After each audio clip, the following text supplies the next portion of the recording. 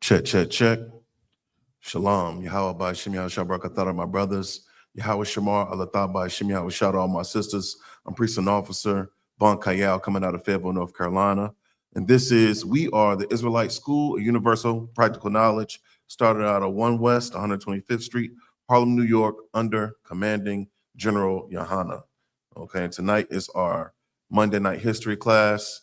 And we're going to be with you in just a few moments. I'm going to play a brief video detailing the history of New Year's, a vague, brief history of New Year's.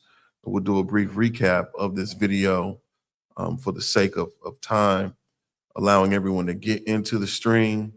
If you're online, put a 144 in the chat. If you can hear me loud and clear, put a 144 in the chat. If you can hear me loud and clear, I'll be with you momentarily. The water.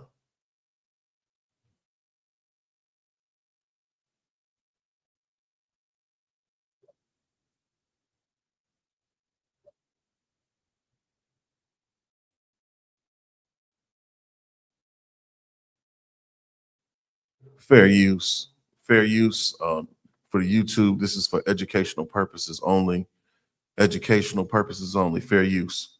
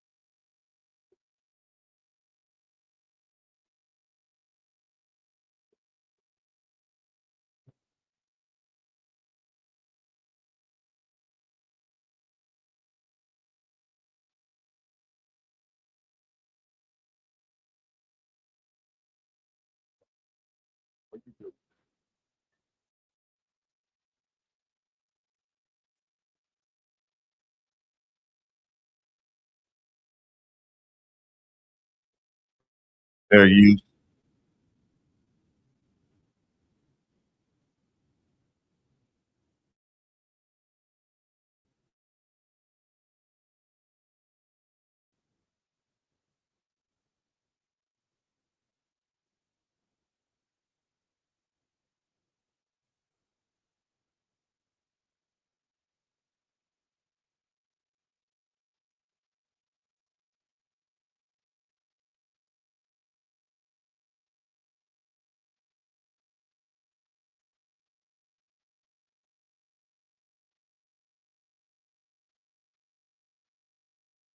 All right. Check, check, check. Those of you that are still in the class, Baba Kushah put a 144 in the chat. If you can hear me online. As I said before, we are the Israelite School of Universal Practical Knowledge. Started out at 1 West, 125th Street, Harlem, New York, under commanding General YAHANNA. And let me check the sound on this stream online. Most High in Christ, Most High in Christ. All right, so tonight, let's get this out of the way. Let's see. Tonight, we're going to talk about a few different things. Obviously, everyone knows you're in a spiritual lull right now because of the oppressor's holidays. Everybody outside of the I.S.U.P.K has been celebrating, Christmas. They've been in the Christmas spirit. Christmas has passed. Some people still are celebrating Christmas through the new year. You ain't took down that tree just yet. You should have never put up a tree, but we're not going to hearken upon that. Brothers here in the UPK have been beating that down consistently. You know what I'm saying? But anyhow, tonight, Shemashkata, what's up, man? You doing good? Yeah, tonight we're going to talk about the title of the class is Ancient Idolatry on New Year's Customs, Ancient Idolatry, Modern Oppression. All right. And there are things that we have to understand as being God's chosen people. There's a certain way that we must operate, certain ways that we must live, all right, on planet Earth. And it hasn't been what your grandmama handed down to you, all right? If you truly want to break the generational curses of that post-traumatic slave syndrome, all the trauma, that's embedded within our DNA, the only way that you're going to do that is by doing something new. All right. Coming into the I.S.U.P.K, learning about your identity, learning about who the God of the Bible actually is, learning who his son is, who our king is, Yahweh Shamashiach, and what his expectation is for us. How do we get the kingdom of heaven? We have to understand what is going to get us over the threshold, because for far too long, we've been on the bottom. For far too long, we have been in captivity underneath our enemies because of our gross transgressions and disobedience against our power. All right. Christianity is the reason why we are on the bottom. We're not in rulership. We do not have authority over the earth. Us subscribing to Islam, us subscribing to Buddhism, you going to a yoga class thinking that you're just stretching when you are literally invoking Hindu deities. We get destroyed because we have no knowledge, man. We have no knowledge about simple things. We have to become childlike with regard to our understanding, because the things that we think we understand, we lack wisdom. We lack true understanding about simple things that we do, simple things that we keep, the traditions and the customs that we hold so near and dear to our hearts are the things that destroy us, man. When you get the opportunity, Officer Darash, give me Ecclesiastes 1 and 9. We're going to start there. This is our Monday night biblical history class, all right? And as I stated before, I am priest and officer of 1000 Bon Cayal, coming out of Fayetteville, North Carolina, under Commanding General YAHANNA, under Captain I.S.U.P.K, under Officer of 5000 Zion Ya'Allah, all right? Shalom Israel, nosotros somos la I.S.U.P.K desde la calle 1 Oeste 125, Harlem, Nueva York, bajo el mando del General YAHANNA. Si tú eres Latino, Negro, o Indio Nativio, tú eres Israel, okay? So, with that being said, give me that scripture in Ecclesiastes 1 and 9. The book of Ecclesiastes, chapter 1, verse 9. This is the book of Ecclesiastes, chapter 1, verse 9. The thing that hath been, it is that which shall be. What thing has been? What thing do you think is being spoken of in this scripture, man? What thing? Could we apply this to everything that we know about life, everything that we know about existence on planet Earth? The sun, the moon, the stars, the planet, people, animals. You think about the elements. Read that again. The thing that hath been, it is that which shall be. God don't change, man. The Most High Power, whose name is Yahweh, he don't change. He's the same God he was before he created time, up until this very point, man. The people that he chose, we the same people, man. The thing that hath been, it is that which shall be. If you so-called Black, Hispanic, or Native Indian, you need to disregard whatever you identify as. Well, what they say we were, Darash? Yeah, give me the evolution of, the title of the Negro. Where do we start? Where do we start at? Colored people. No. Before color. Before that, Yeah, give me before that. Let's get biblical on them. Moors. Just, yeah, Before you that. watching 13. Back before No, that. okay, that's good. That is really, really good. I can tell this brother here, he like history. He talking about some Moors. What is that? Say that again. Oh, Niger. Comic-Con. Yeah, Niger, right? Which is biblical, right? Give me the loose mistranslation of Niger. It's very loose. Yeah. Oh yeah. Nigger. This is for educational purposes only. We are in class. We didn't come up with this term. Right. You know what I'm saying? We didn't come up with that racial epithet to describe who God's chosen people are. That's what our oppressor. That's how he describes who we are. You know. So you said you identified us as being Niger, which devolved to nigger, which devolved to you said, well, more, and you said colored. To what? Go ahead. Is your yeah, Most High Christ. If I may, so when I asked AI about the changes of the title of the Negro in America, outside of the Ross just mentioned in the Bible, it says the titles for Black Americans evolved from colored to Negro, then to Black, and finally to African American, reflecting shifts in self-identity, pride, and political movements.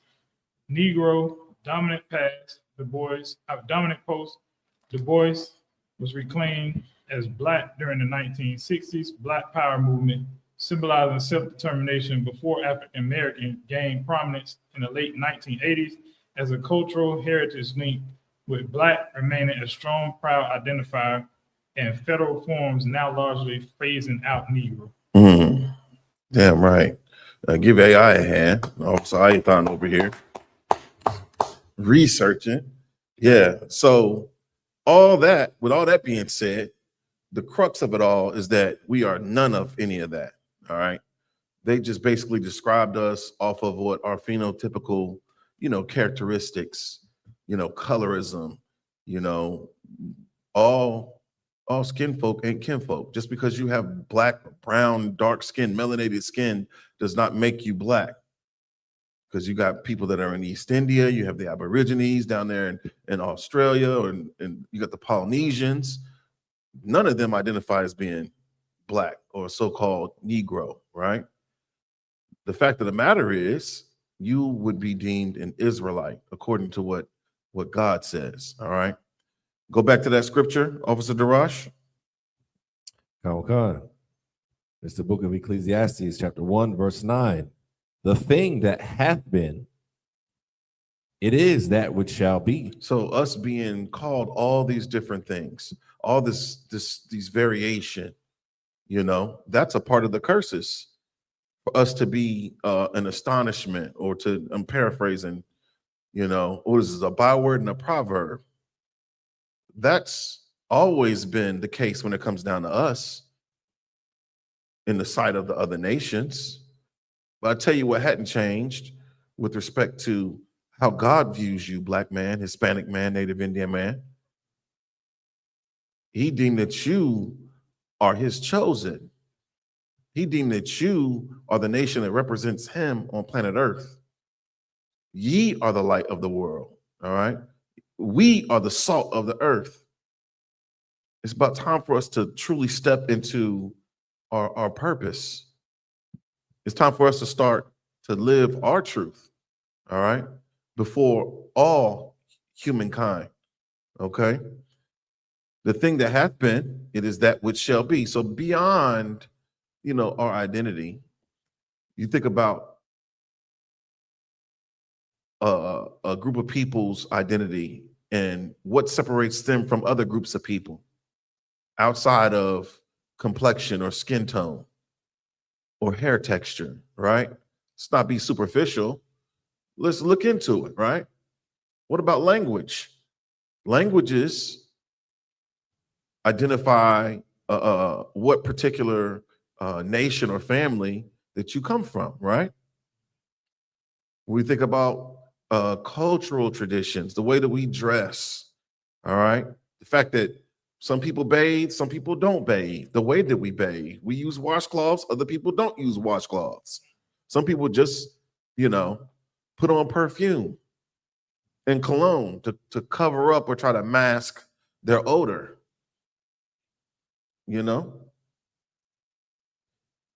Besides all that, what else? We're talking about traditions, right? What are some of the traditions that we have learned to keep? That we've been doing this since the beginning of time, but we weren't given these traditions or customs from God. We looked around and saw the other nations and what they were doing and opted for what they were doing. I'll have that. You know what? I don't want what's lawful. Give me what's unlawful. I want the pork, shrimp, crab, and lobster. I want the birthday celebration. I want Christmas and Halloween and New Year's. I want,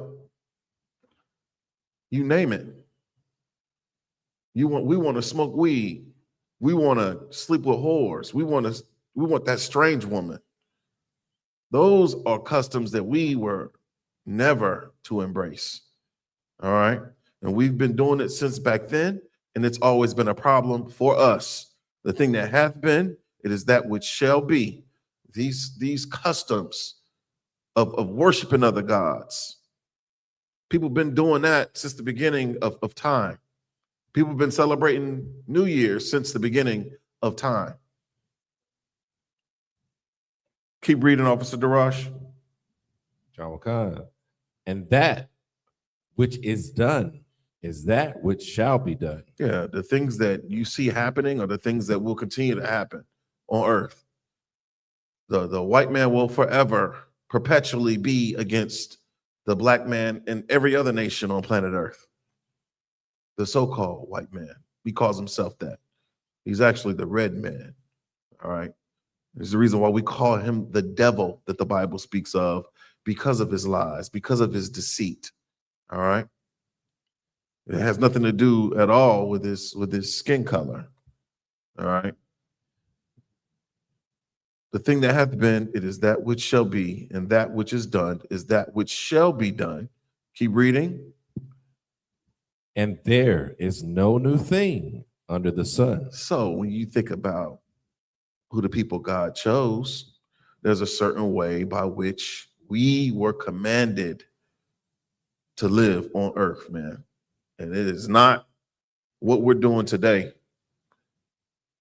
en masse as a nation of people. As a nation of people, we're not keeping Hanukkah. As a nation of people, our family, we're celebrating what the heathens celebrate. We're doing what the other nations do. And we have to be separate, man. Very, very important that we understand that. All right. Let's see where we at with it. Officer Darash, read that one more time. This is the book of Ecclesiastes, chapter 1, verse 9. The thing that hath been, it is that which shall be. And that which is done is that which shall be done. That's right. And there is no new thing under the sun. No new thing under the sun, man. It's idol worship. We went into Jeremiah and talked about the Christmas tree and showed you from a biblical perspective that it was against the God of the Bible. It was against the custom of Abraham, Isaac, and Jacob. That wasn't our tradition. That wasn't something that our ancestors handed down to us. That's something that we took on from heathens. Us, reading our horoscopes and, identifying with the zodiac, these astrological signs. That stuff creates division and separation in our nation, in our family. Let the other nations do those things. We shouldn't even be interested by it. We shouldn't be intrigued by wanting to learn about those things. Because what has that done for your life? What has, acknowledging your zodiac and reading your horoscope, what has that done for you, black man, Hispanic man, Native Indian man, woman, and child? Has that gotten us out of the damn projects, to the ghetto, or out of the barrio? Has that gotten us out of the favelas or off the reservation? Has that gotten us off of drugs? Has it? Has that helped us to better control our passions and to not be so carnal and to not sleep with whores and not be whoremongers? Has that helped at all? Or has that actually debased us even more? That's actually, when you talk about adding sin to sin, that's going down a rabbit hole, literally. And it's not beneficial to us. None of those things help us. None of those things bring us closer together as a nation of people, nor bring us closer to God. All right. Give me the book of 1 Peter chapter 2, verse 9. The book of 1 Peter chapter 2, verse 9. And tonight we're going to get into it, man. We're going to talk about, this ancient idolatry. We don't even realize that we are worshiping Satan by doing the things that we see everybody else do. We don't even acknowledge that. You think Satan worship is you going to, to what like into the woods, into some grove, you don't even realize that some of the things that we do in practice, pretty much all the things that we do, even going into a church, literally is the worship of Satan. We go into these churches and we see the crucifixes, the gods of wood, the gods of stone. We see all these, the iconoclasm, all the whitewashing of the patriarchs and the prophets, of the Messiah, of the Most High Power, of even the angels. You think about those things, man. All the things that we've learned in this place have been against us, have been against our culture, have been against our identity. All right. This is the purpose of the I.S.U.P.K. We teach daily life living skills according to the Bible. We teach you everything you need to know about living on planet Earth so that you can be redeemed, so that you can gain salvation from the hand of God, man. All right. Tell them where you are, brother. This is the book of 1 Peter, chapter 2, verse 9. But ye are a chosen generation. Who is the ye? Who is the ye that's being spoken of right here, Officer Darash? Blacks, Hispanics, and Native Indians. Okay. You got to understand one thing about the Bible. All right. There's always one river, one flow. It's always about the Israelites. Period. This is the nation that the Most High Power chose. When I say nation, nation just means what? Family. One family. You're the nation of China is talking about Chinese people. You wouldn't throw Japanese people into the nation of China or the nation of you name it, the European nations. You ain't throwing no African into the European nations. I mean, make it make sense. What are we doing here? Read that again. This is the book of 1 Peter, chapter 2, verse 9. But ye are a chosen generation. Ye are a chosen. We know what it's like to not be chosen. Zephaniah 2:1 says that we are a nation that is not desired, meaning that we're not wanted. We're reviled by all the other nations. And that's so interesting to me. My algorithm is warped right now. I don't know why. I may have commented, or I think I shared a video of some Chinese people dancing to hip hop. I think they were Koreans and they were doing the K-pop. I sent it to one of the groups, the group chats, and all over my timeline, all over my Explore page, all you see is heathens rapping or heathens dressing in, hip hop attire or black garb, cosplaying Israelites. And I don't know how I'm going to fix this because it is really, it's pissing me off every time I open up the app. That's all I see.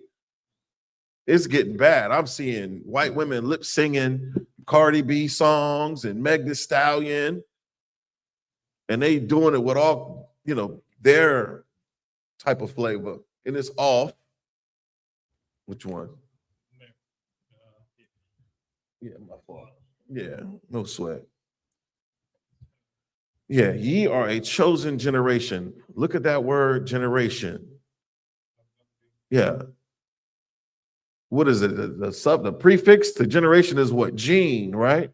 So now this is talking about a bloodline. Where do you find your genes? Where are your genes? It's inside your DNA, man. Right? That's what a generation is. It's talking about a particular bloodline. All right. So-called Blacks, Hispanics, and Native Indians. This is talking about you. You are the nation or the family or the bloodline that God chose. Most High in Christ. What's going on, sir? And you went to class? Most High in Christ. Keep reading, Officer Darash. But ye are a chosen generation, a royal priesthood. A royal what? A royal priesthood. So not only does the Bible say that we're royalty, it says that we're a priesthood. Give me the definition of a priesthood. What is a priest? What is a priest? Because everybody want to speak for God except for the people of God. They look at us and they're like, you could be anything but a child of God in the sight of the other nations. Make that make sense. The definition of a priest. What is a priest? We know everything else. Hey, what's up, sir? How you doing? Yeah. Who got it? Yeah, let's get to it.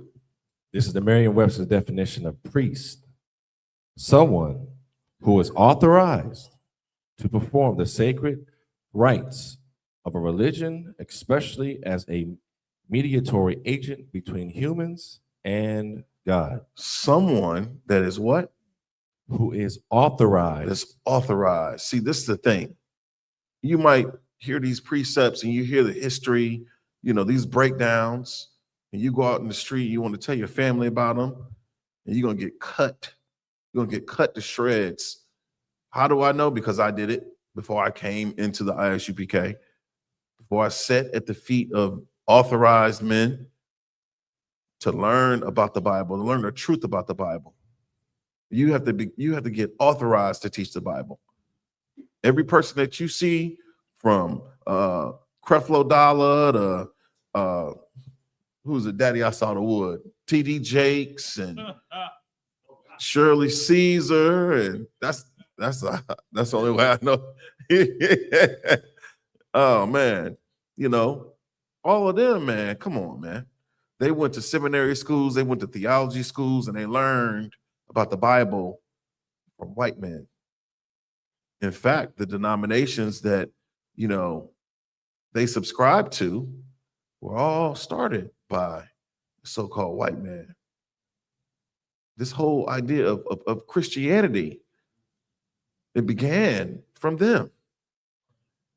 This is a made-up philosophy. This is a false ideology.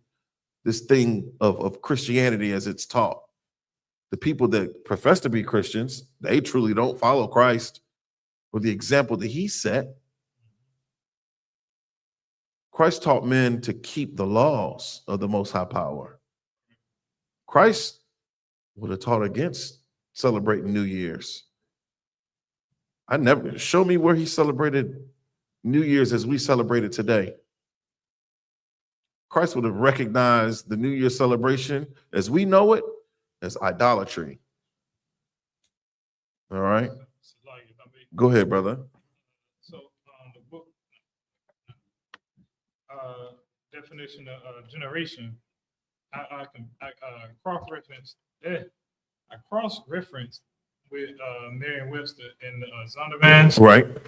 and the Zondervan definition is way better, you know what I'm saying, than Merriam-Webster, because in the Zondervan's Bible dictionary, you know what I'm saying, it got the scripture beside the word, and it got the breakdown. So for 1 Peter 2:9, the word generation means genes, clan, race, kind, and nation. You know what I'm saying? It literally broke it down to a race, kind, nation, or a clan of people. Good night. So it ain't talking, you know what I'm saying? It takes away the whole, it can be about everybody thing. Right. Because it literally told you it's about a clan, a race, a nation, or a kind of people. And where'd you get this out of? The Zondervan's Bible Dictionary. If you come to these classes, man, you know you need certain tools whenever you go to any school. You need to have something to write with, something to write on. You're going to get a syllabus, and it's going to have the literature that you need, all right? In order for you to attend these classes, for you to be able to follow along, you need to get you a King James version of the Bible, preferably a 1611, which includes the Apocrypha, right? Then you get a Zondervan Pictorial Bible Dictionary. All right. Then you got to get something to write on. Make sure you have a pen, a precept book. Get you a dictionary so that you can understand this bastardized tongue that we've all been forced to learn, whether it be English, Spanish, French, Creole, whatever. All right. My brother just read out of the Zondervan Bible Dictionary what the term generation means. And it's about a bloodline. It's about a race, a nation of people. This isn't about what the church teaches, stating that God loves everyone. See, there was a devil that came to me today before I walked into this classroom. He rolled up and he asked me if he could come sit in our classes. And I told him this is a secret society. No, it's like I told him that he would have to be so-called Black, Hispanic, or Native Indian in order to attend classes here. That's the membership, all right? Now, when it comes down to the outreach that we do, we feed, we clothe everyone, all right? So when we have a food and clothing drive coming up, I believe on the 17th, all right? If you in Fayetteville, you need food, you need clothes, pull up on us, all right? But go ahead, I don't want Salakia. And Salakia, that's heavy that you say that. Because when you think about being real rulers of the earth, you understand, real compassionate, forgive, you know what I'm saying, being able to forgive and move on in the earth, there's nobody that's more, you know what I'm saying, equipped to do the job than the Lord's chosen people. You understand? That's right. And that's why when you talk about brotherhood and sisterhood, the Lord is asking us to do these things. They're good for us to forgive our brothers and sisters so we can be stronger as a nation of people. But it starts with you being able to forgive the ones who you know wrong you so you can be better. You know what I mean? That's right. So you think about somebody that running the earth. How are we gonna lead anybody teaching them the right thing when they seeing that you holding grudges? How are you gonna be the example for anybody when you talk about holding grudges? You know what I'm saying? There's a way to be seasoned with salt on how to deal with, how to speak to every man. You understand? Right. But when you talk about like what the Lord is preparing us for, the Lord is preparing us to run the earth. And to run the earth, guess what? You have to feed people. You have to. That's why the Commander General Hunter said they hungry. Give them what they want, something to drink. Give them something to drink. Right. They need clothes on their back. Put clothes on their back. The Lord is preparing us to run this earth, man. Because the people that are running the earth, they are not fit to do the job. Right. The character that they have, they only have one solution to fix any problem that they have, and we all know what that is. Right. You understand? It's through violence. It's through hurting other people. It's how they obtain the things that they have. See, they don't have the common courtesy that the Lord laid into us. The problem is when we begin to follow the oppressor and envy his ways, we begin to do the things that he's done to obtain the things that he's done. Ain't nothing wrong with Black, Hispanics, Native Indians at all. We just need to be left the hell alone. Right. The examples that the oppressor puts in front of us on how to be successful, they put it on television. get rich, die trying. What's the TV show? BMF, Kane. Right. Look at all the success that Puff Daddy had. Look at all our entertainers, all the success that they have. And then I never really hear a true story about them really going back into their neighborhoods and their families and really saying, you know what, man, that's a better way than what I did it, man. Right. You just put the success in front of us. And all your little gifts and stuff, you keep that behind, you keep that hush. Right. You don't want to tell nobody about that stuff. You're gonna lose your street cred. Salaki. Nah, you're right. You're absolutely right. You know, all those things, you know, are what destroys us. We don't even realize, you know, that the wool's being pulled over our eyes. You know, the things that they promote to us as being so cool and so glamorous, and for us to give our honor to, holding these people up in high esteem. We did that with Nicki Minaj, and that ain't even our people. We talk about all skin folk ain't kinfolk. She's a East Indian. They talked about it, you know. Yeah, the Elamite, a coolie, right? They're glorifying these people. They want us to glorify these people that aren't even us. They're not of the generation. They're not of our bloodline. All right. They're not from our nation. Okay. So she don't speak for so-called Blacks, Hispanics, and Native Indians. I'd like to say that the I.S.U.P.K, we speak for all so-called Blacks, Hispanics, and Native Indians. All right. Continue with that verse, Officer Darash. But ye are a chosen generation, a royal priesthood, and holy nation, a peculiar people. We are a what? And holy nation, a peculiar people. A holy nation, a peculiar people. With us being chosen by God, you know that there are stipulations to what we can and what we cannot do. You have your own standard, the things that you will allow by the people that you know you allow into your life. There's a certain way, you know, brother's gonna come correct. Or the women that are in your life, they have to conduct themselves in this manner. So why don't you think God would expect or have an expectation on your conduct? You think you could just be any damn way you want to be and be accepted by God? Where did we get this concept from? The church says, come as you are. We get this concept of God loving us. And go ahead, Officer Darash. I have the Merriam-Webster's definition of peculiar. Characteristic of only one person, group, or thing. Good night. Distinctive, different from the usual or normal. We are intensely unique. There is no other nation of people like Black people. When I say Black, I'm talking about Hispanics and Native Indians. We all have the same spirit or the same vibe. When you go into an all-white space, you're looking for a Black or a brown face. All right? And that's a fact. We are supposed to be peculiar or strange in the sight of the other nations, which we are, but in the wrong spirit. See, they know who they are. That's why they do what they do. They eat the foods that they eat. They speak the language that they speak. They dress the way that they dress. They smell the way that they smell. But us, we don't know who we are.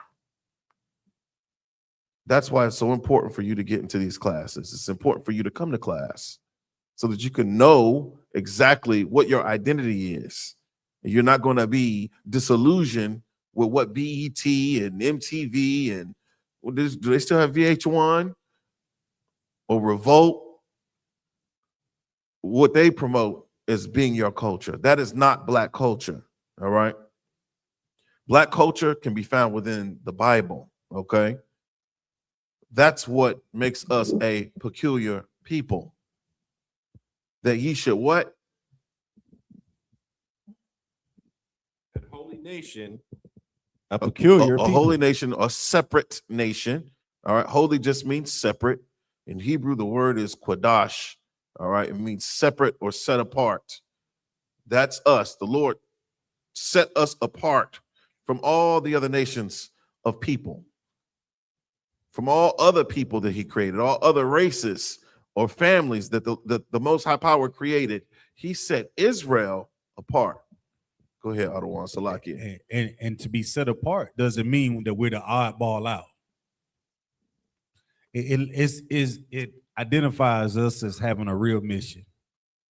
Black, Hispanic, Native Indian, we have a real mission on the earth. Mhm. And when we get, caught into the fabric of this empire, entangled with the ways of this world, we get set off course. Right. You understand? So we get set off course through following all the things that the oppressor lays in front of us. And when you're special and you're different than everybody else, when you get off course, you tend to blend in with everybody else. Mhm. When you have a mission, you're not allowed to blend in with everybody else. You understand? As Black, Hispanic, Native Indian, we stand out. Like we stand out amongst each other. You know what I'm saying? Right. But when you go into the oppressor's world, you know that either you're just another number out of slavery, right? Mhm. You know you're just another person on a slave doing a job for the oppressor.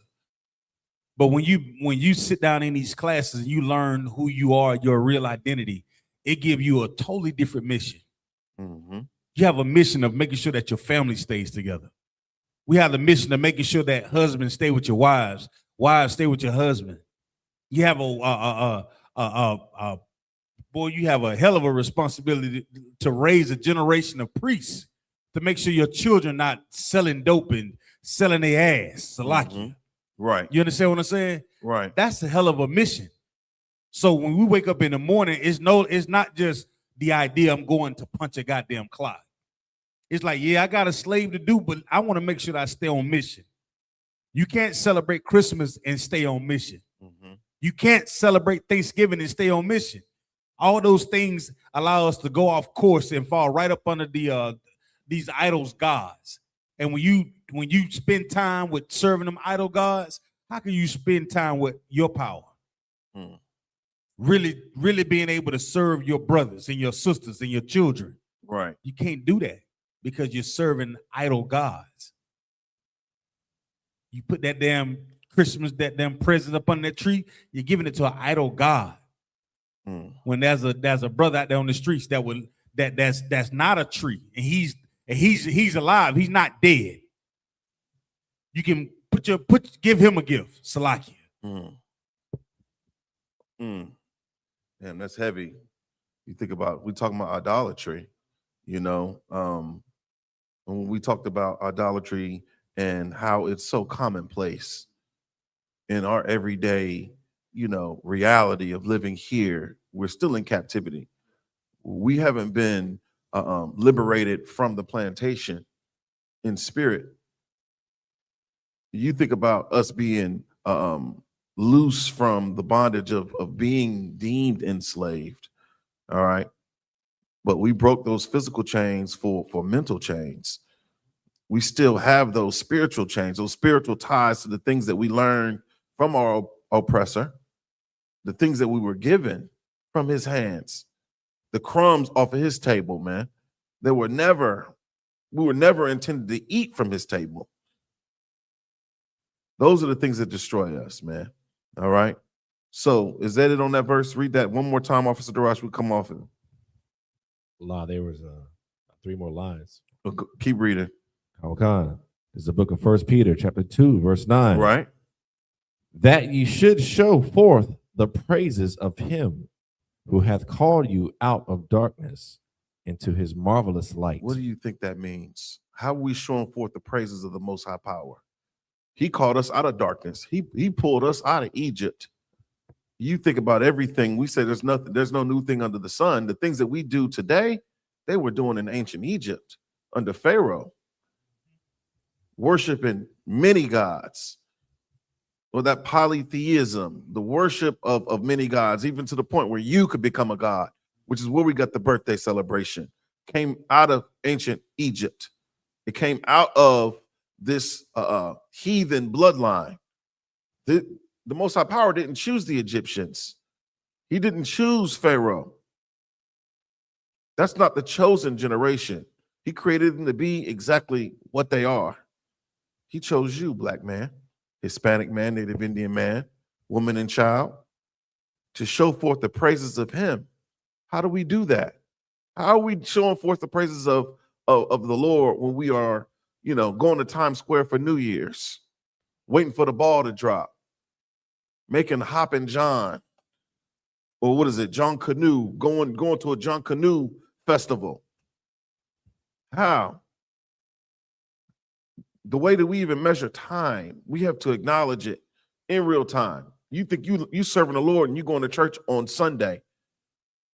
You don't even want to come down to the class and just sit and listen, or to face the east and, recite the prayers on the Sabbath, the biblical Sabbath, the Sabbath that the Most High Power deemed was the day that he set apart and made holy. We don't even remember the Sabbath. That's just one thing. You think about all of our cultural traditions, man. Brotherhood. We don't even look at each other as being family. We don't look at each other as being family. We are in direct opposition to one another. We hate one another. We don't surely show compassion and empathy and long suffering to one another as blacks, Hispanics, and Native Indians. We hate one another. That's not showing forth the praises of the Most High Power. It's not. Who had what called us out of darkness into his marvelous light. His marvelous light is what? What is the marvelous light of the Most High Power? What could that be? Because everybody's, drawn to the marvelous light of the acorn falling in Raleigh on December 31st at midnight. Everybody's drawn to Times Square to watch the damn ball drop. Is that the marvelous light that the Bible's talking about? These stars that they want us to worship, is that the marvelous light? All that is darkness to you, black man. When you want to know what the light is obedience to what? To keeping the law, statutes, commandments, man. God's laws, that is the light for you. Learning what to eat, learning how to move, man. You don't realize that we're behind enemy lines. So much so we identify with the enemy. We call the enemy our brother, our sister. We give them unyielding love and devotion and honor, and they give us nothing but dishonor. Zero compassion. They look at us and they relegate us to animals, man. The Bible describes them as being the most subtle beast of the field. Is that it on that, Officer Darash? God. Most High in Christ. Shout out to everybody that's in the chat. Who we got in here, Officer Ithon? They got YAHANNA checking in out of Tampa, Florida. Most High in Christ. Super Choir Bar checking in out of Durham. Sister Kalaya Pa, Sister Arabah, Sister Lanisha. And that's it. Okay, Most High in Christ. Give yourselves a hand for being in the class. Most High in Christ. All right, let's get into the topic, man. All right. We talking about New Year's, or the New Year's celebration, the New Year's customs, all right? When do we celebrate New Year's here in the land of the North? When is New Year's celebrated? Who knows?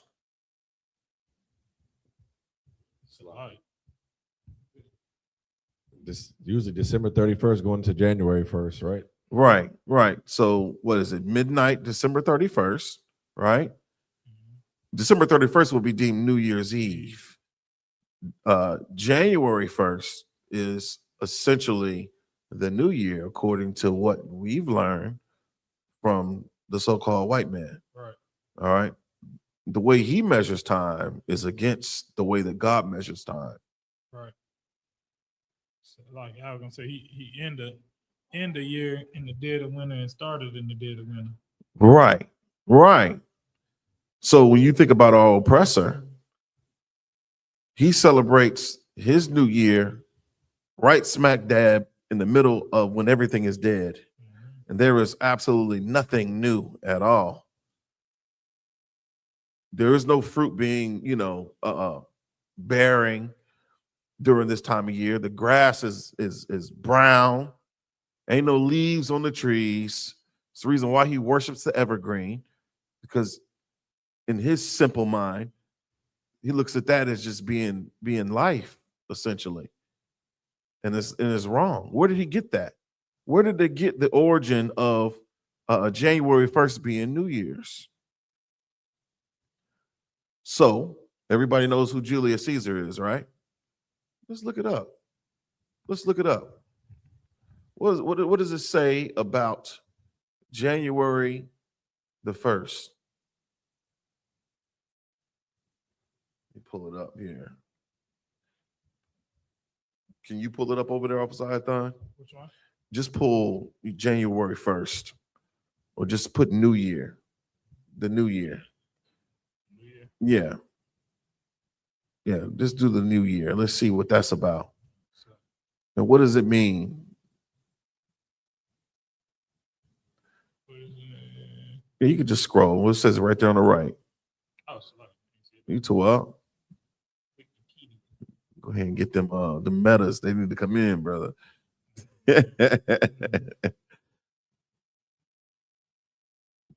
Word. You got it?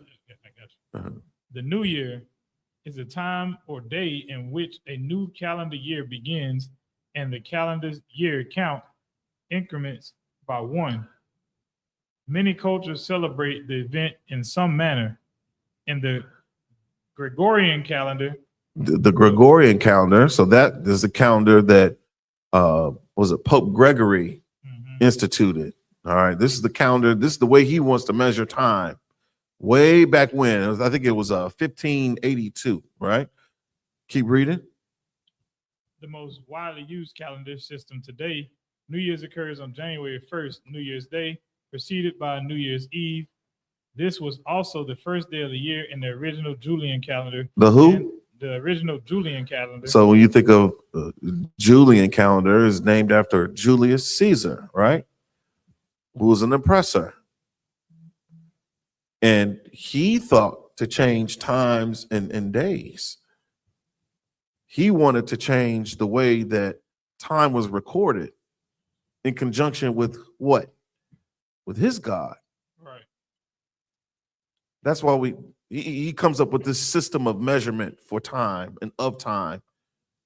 And it makes no sense. It makes absolutely no sense. When we look at the way we measure time as Israelites, just like the rest of the world, he named his months, his days after his gods, which are devoid of life.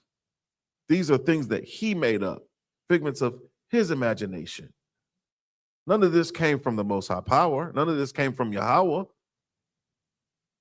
Christ didn't acknowledge any of those things beyond what, living within the system of being in captivity. Keep reading. This was also the first day of the new year in the original Julian calendar and the Roman calendar at the 153 BC.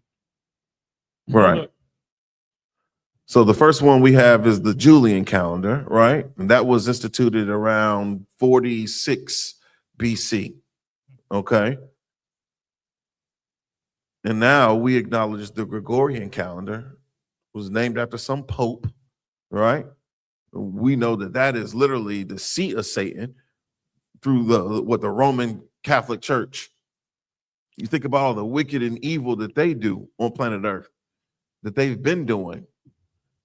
Why we got that image of a white Christ is through Caesar Borgia, second son of Pope Alexander VI of Rome. Everything that we've been given by these people has been wicked and evil, and it's been false. There's no truth in any of these things. Let's keep reading. Let me see where we at. Let's go here. Yeah, I had one over here that I was already looking at. Yeah, let's go ahead. Let's read that. So over here, AI had gave a quick summary of it. I asked her, why is New Year's celebrated in the dead of winter? And she said New Year's is celebrated in the winter because ancient cultures, especially Romans, linked it to winter solstice, the shortest day, as a time of hope when day starts getting longer again, symbolizing the rebirth, while the Gregorian calendar's January 1st start was cemented by Roman god Janus and solidified by political and religious history. Oh man, you said a lot. You said a whole hell of a lot in there, Officer Ayathon. You mentioned this deity. You said a Roman god Janus, right? That's right. Let me pull up the images of this bastard so you all at home can see him. It says, while the Gregorian calendar's January 1st start was cemented by Roman god Janus and so it was cemented by Roman god Janus and solidified by political and religious history. Despite spring being more natural for renewal, it was a logical point to mark new beginnings after the darkest days, providing optimism for surviving winter and anticipating spring, even if farming communities had little to do then. Okay, so you said the month of January is named after. Oh, so like if I may. Go ahead, I don't want. I done that. What kind of, you got some type of super device over there? That's like a, is that like a, is it like the all-knowing iPhone of iPhones? you just typed it in, correct? That's all. That's all. When you become a seeker, when you really seek out the Lord, you begin to question everything that you waste time in. Right. You understand? And the brother simply just typed it in, Ayathan, right? That's not the iPhone 30 year you got it right now. You didn't go into time and bring it back with you, did you? You use your fingers to type it in. That's all anybody who wants to know the truth, that's all you would have to do. Right. That's all. You just have to care enough to use your goddamn phone to look at something other than Cornhub or XXX Hub, huh? Or only bands. Use your phone for more than just that. That's all. Salaki. No, damn right. Give him a hand. You right about that. So continue reading about Janus. Let me pull it back up. Let me see where we at. Right here. So you mentioned something about this deity named Janus, right? This will be another god. And the Bible, or the God of Abraham, Isaac, and Jacob, expressed through his command that we shall have no other gods before him. That's a part of our law, our cultural tradition. You don't have a choice when it comes down to, being obedient to what God says. This is our way of life. All the other nations, they subscribe to their gods. Their lifestyle is based upon whatever their God tells them to do, something that they made up. The difference between us and them is that we have a living power, the one true living God, that gives us directives in the form of law, statutes, and commandments that we reject. And make that make sense. Look at this. This is something straight out of a horror movie, man. These are the things that are taught to our children. These are the things that we celebrate and worship. This is worship. This is satanic worship here. For you to acknowledge the New Year celebration, because they pay homage to their god, Janus. This is a two-headed deity. Why does he have two heads? What the hell does that have to do with anything? Why does he have two heads? Who knows? This is how simple the oppressor is, man.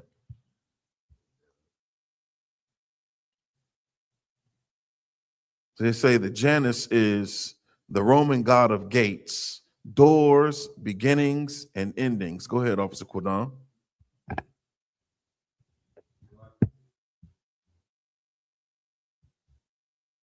Check. So like I said, if I may, the two heads means looking back, what is it? Looking back at the year and then looking forward. You know, Right. with so like I said, if I may, I want to beat you to your punch. Hope I'm not. No, you too up. But you know, that also goes into that whole resolution thing where they be like, last year I was this, and now this year I'm going to be this. Yeah. So that's the whole spirit of Janice right there, sir. Salaki. No, damn right. Give him a hand. He's right. So the way that they teach about the New Year celebration is that you're going through a doorway. You're exiting one year. We'll be leaving 2025 and entering into a new year at midnight, the stroke of midnight on December 31st, which is January 1st. This is the God that they've attributed. This is the idol that they've attributed to being over, you know, doors, beginnings, and endings. You know, he has two faces, one looking to the past and the future simultaneously. Now, this is silliness, man. This is simplicity. But everybody and their mama is going to be celebrating New Year's. Everybody's planning on what the hell they're going to be wearing, what food they're going to be cooking, where they'll be gathering to worship this, to worship Janice, man.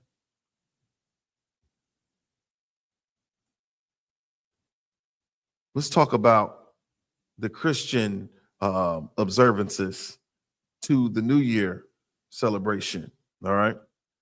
But before we do that, let's talk about what would be considered the New Year for the Black man, for the Hispanic man, for the Native American. So, like, if I may, Go ahead. real quick for you, say with yourself.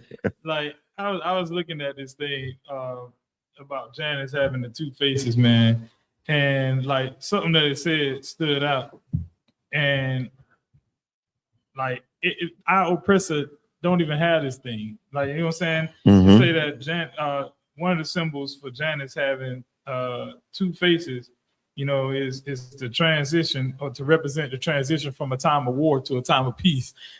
Our oppressor don't know peace at all. He don't know peace at all. I just think that's funny because like it's a Roman god, like, Right. and they still celebrate it to this day. And we know the history of our oppressors, like, so they not seeing no peace, like they not looking forward to peace at all. Like, Right. they only looking to war. Man, the Bible says war is in his heart. That's right. It's continual, you know, it's a perpetual thing, his hatred of us. You know, when you think about the Roman Empire, they said the Holy Roman Empire. And it's an empire that was marked by just bloodshed, man. Even within its own makeup. What happened to Caesar? You read about Nero. You read about, you know, these heads of state, man. Read about the Borgias and how wicked, vile, and disgusting and evil these people were. Yeah, they're not a people of peace. They're not a peaceful people. That's nowhere within their genetic makeup to be peaceful or to strive to make peace with all the other nations. They want conquest. They want rulership. They are the original white supremacists, man. That's what they focus on, ruling over you, the people that God chose. Anyhow, give me the book of Exodus. Let's go to Exodus 12:2. The book of Exodus, chapter 12. The book of Exodus, chapter 12 and verse 2. Well, let me see. What about Exodus 12? And let me get there. Salakia. Let's go to 12 and 1. Go to 12 and 1. Book of Exodus, chapter 12 and verse 1. And the Lord spake unto Moses and Aaron in the land of Egypt. Where? In the land of Egypt. The Most High Power was speaking to Moses and Aaron in the land of Egypt. Saying, verse 2, this month shall be unto you the beginning of Salaki, I'm months. sorry, Go. I got it, brother. Oh, Most High in Christ. Verse 2, this month shall be unto you the beginning of months. So the Most High Power was speaking to who? Moses and Aaron, where? In Egypt. And he said, what? This month shall be unto you the beginning of months. This month shall be unto you the beginning of months. Keep reading. It shall be the first month of the year to you. It should be the first month of the year to you. So we're taught that January is the first month of the year. How many, according to the Julian calendar, how many months are in the year? Because I know the Gregorian calendar has 12 months. And you look at the name of the month, it's off. December, they have it as the 12th month. But when you look at the name December, it starts with Deci, which means what? 10. So technically it's the 10th month. And what about the month before December? November. What's the prefix for November is what? Nova, meaning what? 9. Before that, you have what? October. You ever heard of an octopus?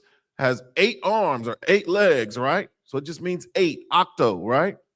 And before that, you have what? September, meaning what? 7. So how? Doesn't make any sense, man. They added 2 more months.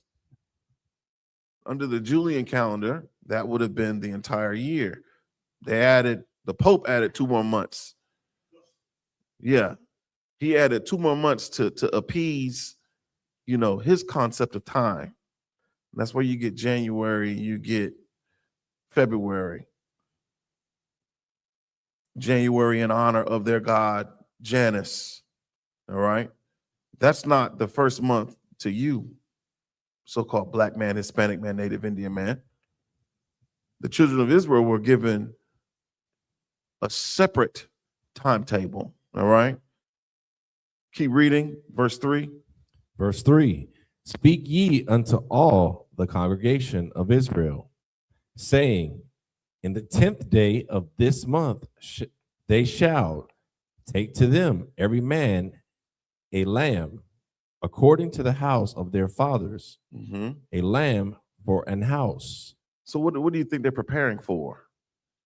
We know this story. They said they were in Egypt, so we must be preparing to get the hell up out of Egypt. What had to transpire in order for us to come up out of Egypt? They're preparing for what? Go ahead. They're preparing for the Passover. Yeah, they're preparing for that angel, that death angel. Yeah. But before they do that, though, they're preparing that lamb. They got to find that lamb without blemish, right? Right. And he said, speak ye unto who? Speak ye unto all the congregation of Israel. It's only talking to one group of people. You talk about a mixed multitude. It was all Israelites that came up out of Egypt, period.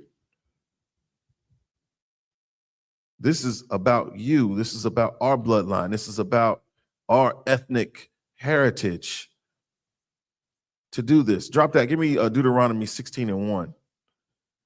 This is about our customs, not keeping the new year of our oppressor, not keeping Pope Gregory or Julius Caesar's timeline. In the I.S.U.P.K, we keep a different timeline, and it's according to God. Go ahead, Adawan Salakia. So Salakia, if I may. I'm just called to remembrance, if I may, right? Being the fact that we all, if you grew up in a Christian church, Easter was a prevalent thing that was in the Christian church, right? Right. Wow. After all, we done looked at all the 10 Commandment movies 1,000 times, but we never focused on there was a commandment given to us during the Passover to have the lamb. So where the hell did we get the eggs from?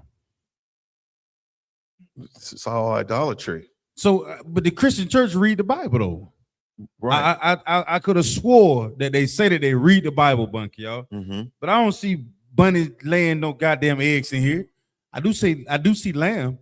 Right. And I was a fully grown adult male before I learned the truth, before I even tasted lamb at a Passover. Right. You understand what I'm saying? Right. Didn't even know the Lord had a requirement of how we should feast. Didn't learn that. Now we raising up generations that understand how to keep the Passover. That's right. That's the beautiful part about it. Right. So that also lets us know that the Christian church missed the mark. Grossly. They definitely give him a hand. He's right, man. The Christian church is not even on target, man, at all. Like, for us to even, you think about all of these holidays, they promote them. They encourage you to celebrate. They're joining you to the heathen, literally. They're joining you to these other gods. You better not, there's no way that you can tell me that Christians believe in a monotheistic, philosophy. They don't. They don't at all. They don't believe in one God. It's impossible for you to believe in one God when you celebrate many gods. You celebrate Janus. You celebrate, Nimrod. You celebrate Lupercalia. You celebrate Ishtar. You celebrate all these different idols. I like to think that the Christian church is the house of Satan. You want to learn how to worship Satan? Go to church on Sunday. Right. Go to any Christian church on Saturday or Sunday, and you're going to truly learn how to worship the devil. We all know who the devil is. He created his own religion where he is God. Painted himself as being the Messiah, being the savior of the nation of Israel. He paints himself as being an Israelite or an Israeli. And he's nothing. He's nothing at all. He's a heathen. He's not the people of the book. He's not the chosen generation. He's not the royal priesthood. You get that? Give me Deuteronomy 16:1, man. This is we talking about the first month. There's the book of Deuteronomy, chapter 16, verse 1. Observe the month of Abib. The book of Deuteronomy, chapter 16 says what? 16 verse 1 says what? Observe the month of Abib. That's the first month for you, black man, Hispanic man, Native Indian man, woman, and child. It's not January 1st. That's not the first month to us. See, the things that we do has everything to do with our history, our cultural tradition that was given to us by the Most High, not by Pope Gregory, not by Julius Caesar, not by Donald Trump. We're talking about the Most High power. Observe. How do you observe anything? Watch, pay attention. Yeah, to watch, open up them eyes, pay attention, look for this month. You think about how we look with anticipation for Christmas. We look with anticipation to celebrate the new year. Ain't nobody looking to celebrate the Passover. Who's looking to do that outside of the I.S.U.P.K? Who? Observe the month of what? Observe the month of Abib and keep the Passover unto the Lord thy God. And keep the Passover unto the Lord thy power, our power, whose name is Yahweh. He commanded that death angel to unalive the firstborn of all of Egypt, man, all the Egyptians. If you weren't covered, if your door frame wasn't covered with the blood of the Lamb, you became worm food. That's what you became. You think about how the oppressor, all of his customs, he celebrates and he takes pride in glorying over conquering you. These are the work of his hands. That's why he has the 4th of July celebration. That's why he honors the veterans, the fallen soldiers on Memorial Day. He honors the current service members on Veterans Day. You think about all those things. You can't forget 9/11. What did he do after 9/11? He dropped bombs all over, bombed Afghanistan to piss. He takes pride in the destruction that he causes. When you're an Israelite and you know your identity, you know who the Most High Power is, he's telling you to observe the month of Abib and keep the Passover. That's what we give honor to, what the Lord has done for us. So, like, if I may, Go ahead, brother. the definition of Abib from the Zondervan's Bible Dictionary. Yes. Yes, you in class tonight. You in class with us tonight. Go ahead, brother. The pre-exilic name for the first month of the year. After the exile, the name was changed to Nisan. It fell about the time of ours, March and early April. So the new year begins when, Officer Ayathon? March and early April. March and early April. That's when the new year begins, man. Not in the dead of winter, not in January, not at the end of December. All right. During the month of Abib or Nisan, right? And keep the what? And keep the Passover unto the Lord thy God. For in the month of Abib, the Lord thy God brought thee forth out of Egypt by night. Night, man. We took flight at night under the cover of darkness. But the darkness was illuminated by what? What do we have? We had that pillar of fire, man.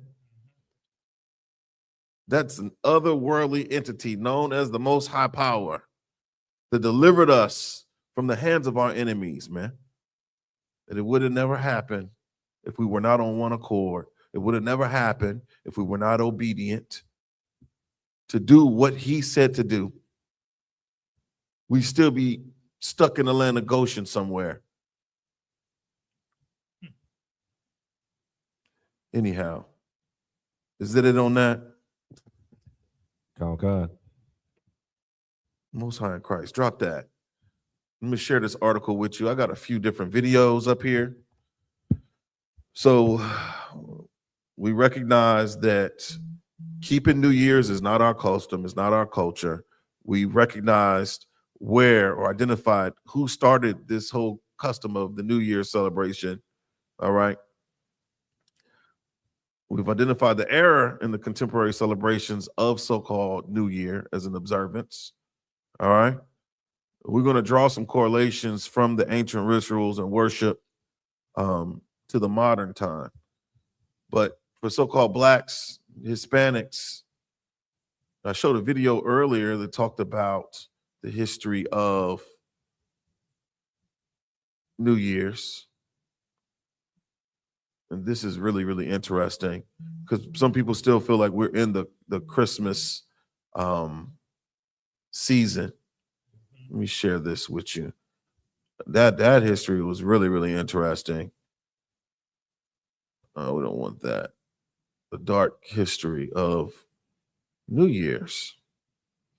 Let me see if you see that at home. Most High in Christ. Can you see it, Officer Ithon or Officer Darash? It's probably Officer Ithon because he's on the screen. All right. You get it. Let's read this article. It's just a 5-minute quick read.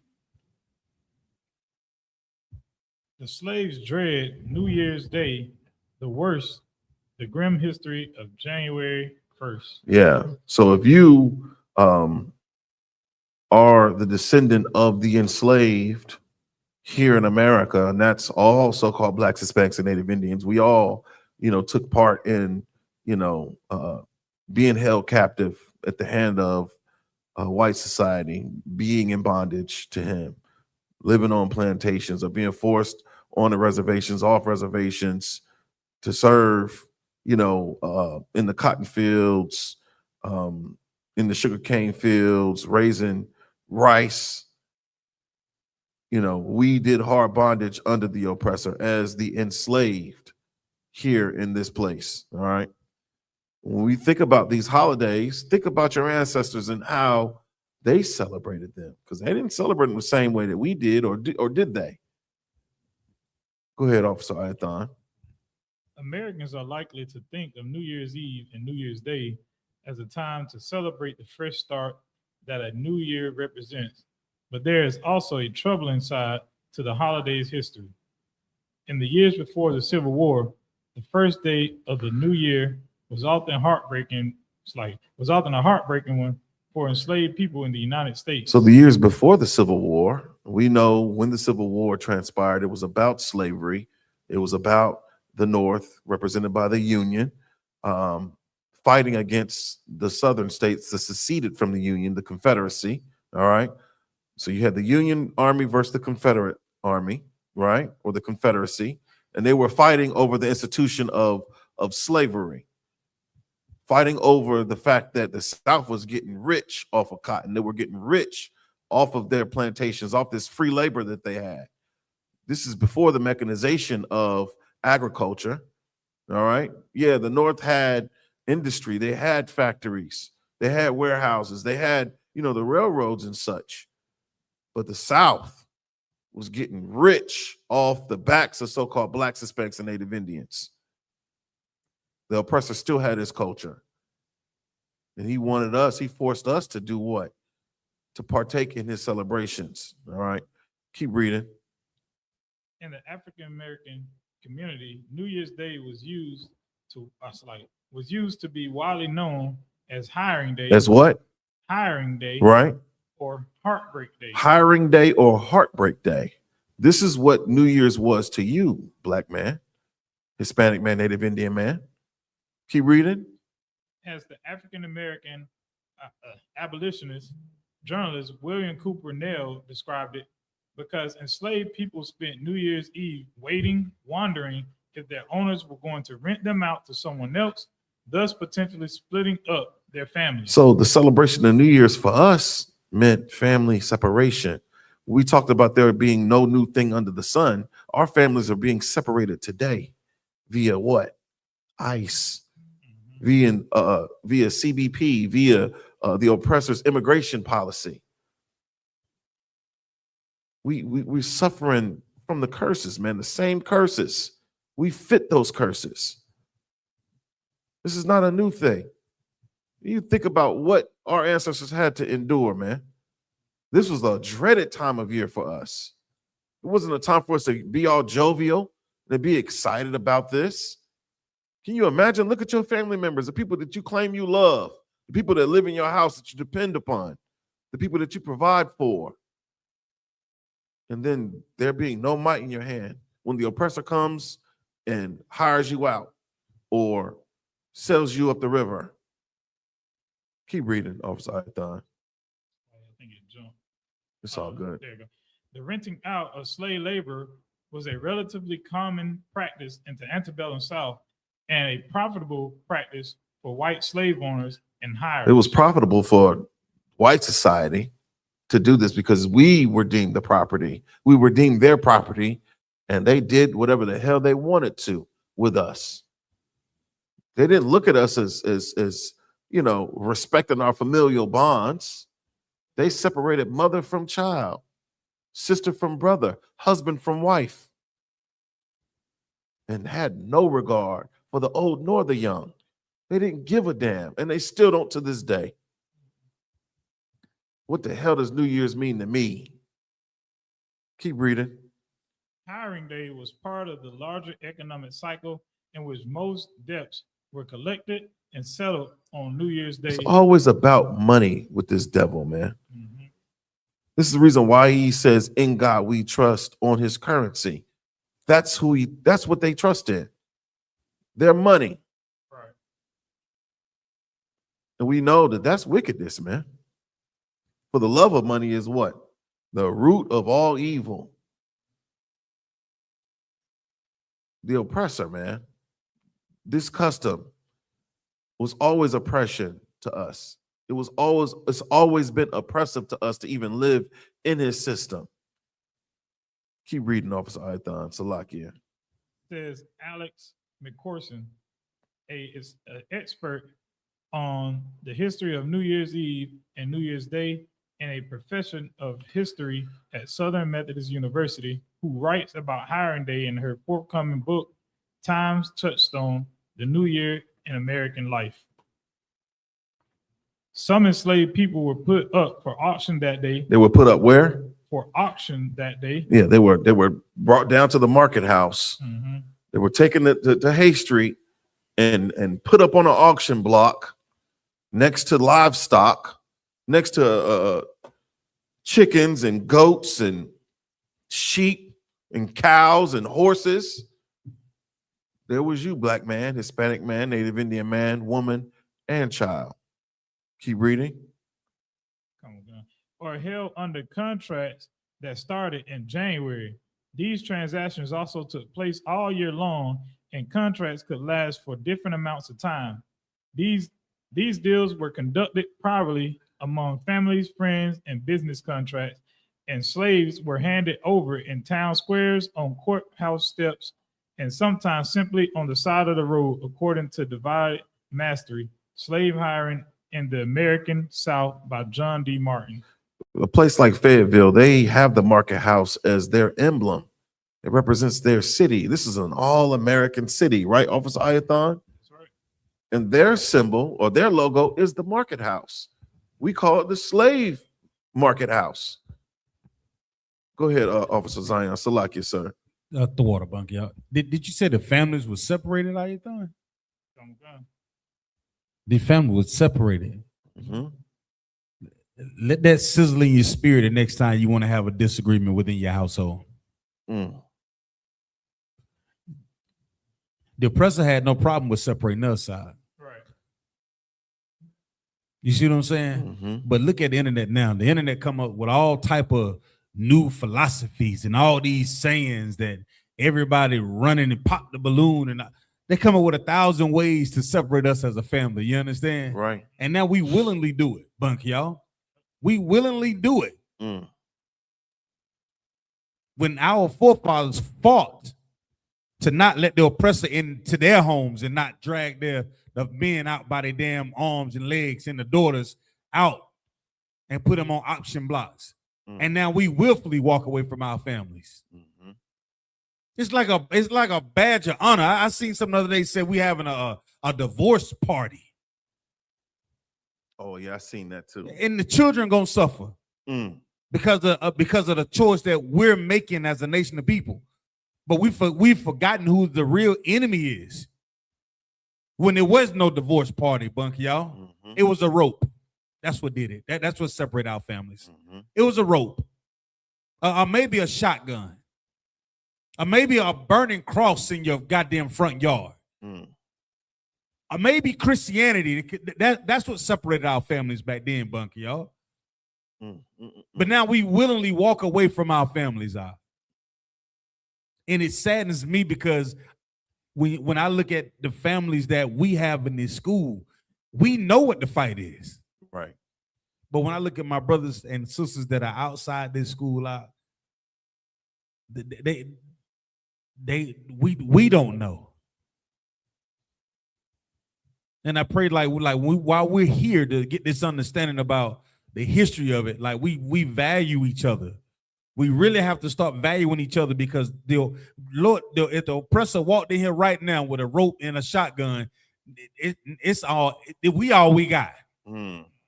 The brothers and the sisters that are in this class right now, it's us. Mm-hmm. Come hell or high water, it's us. So we don't have. There should never be an occasion where we can't figure out what's our problem. There should never be an occasion why we can't figure it out. Because I guarantee if you seen them goddamn, you hear them horses with them damn, what you call them, with them thing they put on the bottom of the shoes, horseshoes. Right. And you see them white or pointy caps drive by with burning crosses on it, then you be like, hey, I ain't done. Hey, brother, what's the play? We're gonna huddle up. What's the play? See, it's all fun and games when we have a Walmart. Right. When you got cell phones, you know. Yeah, I got a job. I don't need to communicate with niggas, you know. Mm-hmm.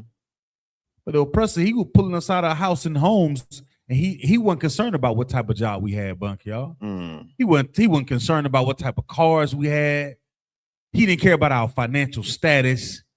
In his mind, he just wanted what he wanted. It was his way of proving that he was better than us. Then what should be our way of proving that we're better than the oppressor?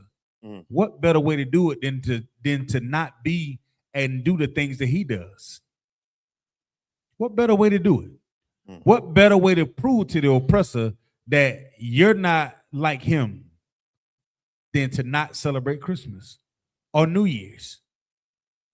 He break their damn heart. Man, how was your Christmas, man? I don't celebrate Christmas. Mhm. What's something wrong with Christmas? Yeah, man, just another day for me. Yeah. He's like, damn, you just took the air out the room, Bunk, y'all. Right. Mm-mm. Well, you scared to say good morning to a nigga. And, Right. Everything's all right. Yeah. Mm-mm. Couldn't be happier. Salaki. No, give him a hand. He right. Good night, man. That's a lot. It's a lot when you think about our families and our little children, man. I could not imagine. I would have been one of them slaves that died that day. It just is what it is. There's no way. My heart goes out to my Latino brothers and sisters, man, the Hispanics that are dealing with that. It takes an absolute monster to show zero compassion. Right. To remove or just to separate families the way that they're doing, man. They're not taking the family and just taking the whole family. They separating individuals. The breadwinner from the family. We're talking about these are people that are paying taxes. Right. They're not. I ain't seen them bust up no cartel yet. I ain't seen that happen. They're not targeting all MS-13 or gangs or whatever. They're going to construction sites. They're going to these restaurants that you love. You love Taco Tuesday. They need to be busting up some of these insurance companies, Bunk, yo. Cause Lord knows, boy, they getting over out here. You hear me? I hate to see it. Salaki. I hate to see it. They need to bust them DMV too. Cause I promise you the taxes going up. Salaki. They do. They certainly do. You know, they're drawing awareness now. They are going after the Somalians. Go back to Somalia. You got your own land with your own people. I don't know why you wouldn't want to be there around your own people. You can't send me to Africa because I'm not an African. I'd be lost. I would not know what to do or where to go. But that always intrigued me to see people from another land living here just to prey upon us, man. That's the whole reason why they come here. It's so they can get rich off of the backs of so-called blacks, Hispanics, and Native Indians. That's the whole purpose. It's about money to them, you know, but they're traders to their own lands, man. Let's finish this article and then we can get a few scriptures in. Accounts of the cruelty of hiring day came from records left by those who secured their freedom, who described spending the day before January 1st, hoping and praying that their hires would be humane and that their families could stay together. Good night. I couldn't imagine, man. I could not imagine. You have no control. The Bible says there'll be no might in thine hand. Matter of fact, Darash, find that in Deuteronomy. Find that curse, because those are the things that befell us because of our disobedience, because we didn't hearken diligently to keep or to do these laws, statutes, and commandments. Right. We suffer the consequences of these curses, man. If you so-called Black, Hispanic, or Native Indian, you go into the book of Deuteronomy, the 28th chapter, and you should be able to recognize, go ahead, Officer Quadam, these curses, man. Check. It's the book of Deuteronomy, chapter 28, verse 32. Thy sons and thy daughters shall be given into another people, and thine eyes shall look and fail with longing for them all the day long. Thine eyes shall do what? So like thine eyes shall look and fell with longing for them all the day long. Man, can you imagine that? Wherever they sit, your children, you're gonna always look in that direction. Say you had to go to town, right? You had to go down to the market house, and they sent them up what, Gillespie Street or what have you. Whenever you go to that market house, your eyes is gonna look in the direction that you last saw your baby girl get little in the distance on the horizon. Look what failing, is that what the Bible said? And fell with longing for them all the day long. We're gonna be longing, wondering what they doing, wondering if they, if they have clothing, if they have shoes, are they being treated with kindness? Are they being treated fairly? Are they even alive? That is hell on earth, man. Right. This is how I know that hell is a condition, that we've grown too acclimated, to it being our existence. And we shouldn't have to live like that. You could reverse a curse. And we have to understand that, man. Salakia.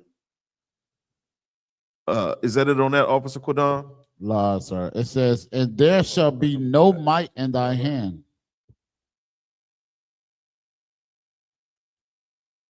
No. I'm gonna hit you right back. Salakia. Say that again, brother, and there should be what? And there shall be no might in thine hand. Powerless, man. Powerless against ICE. We're powerless against the CBP. We're powerless against them separating our families today as we were then during hiring day, man. That right there is truly oppression in the modern sense of the word. That's oppression. Keep reading, Officer Ayathon. All of the days in the year, the slaves dread New Year's Day, the worst of any. A slave named Lewis Clark said in an 1842 account, on New Year's Day, we went to the auctioneer's block to be hired to the highest bidder for 1 year. Israel Campbell wrote in a memoir published in 1861 in Philadelphia, in which he describes being hired out 3 times. So you got hired out three separate times, 3 separate enslavers. You go into 3 separate plantations. Every boss is different. Every oppressor is different in their own evil, wicked way.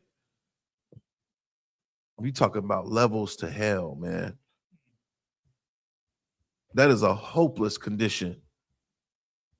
All because we want to do what? Be disobedient. Right. That's how we fell into these curses, is by, striving after the other nations, to do what they do, to worship the gods that they worship, to celebrate the customs that they celebrate. Worshiping Janus. Keep reading. That's where the saying comes from, that what you do on New Year's Day, you'll be doing all the rest of the year. You talk about a New Year's resolution. This is debased by that experience of hiring day. What you do on New Year's Day, you'll be doing for the rest of the year. That came from out of slavery. Go ahead, Ottawa. And you know what's doubly wicked about that? Don't you know that you will have our people seeking out promiscuous activities with the idea that they can have that same experience throughout the year? Man. That's why it's so easy for you to get some sex on New Year's. That's why you go out. Yeah. Huh? That's a fact. All the revelry and wanton lasciviousness. Yes. That's why they go out, Bunk, y'all. That's why they get so pissy drunk. I don't know what I did. You know exactly what you did. You know. I know what you did last summer. Yeah. That's where all this come from, Bunk, y'all. Good night. That's all of it. It makes sense now. I can see why they got to get so drunk and the liquor stores are so full on New Year's Eve. Right. And It they is. think- It's a line. Yes. So instead of you thinking about all the pain and hurt that you've been dealing with from not changing your life, you think I'm just gonna drink this pain away and meet a new Jerome. And Jerome gonna fix my problems for the whole year. Right. You're gonna meet a new Shantavia, huh? Sharkeisha. She gonna fix all your problems instead of you just changing our lives. That's all. That's all. It's terrible. Go ahead. Keep reading, Officer Ayathon.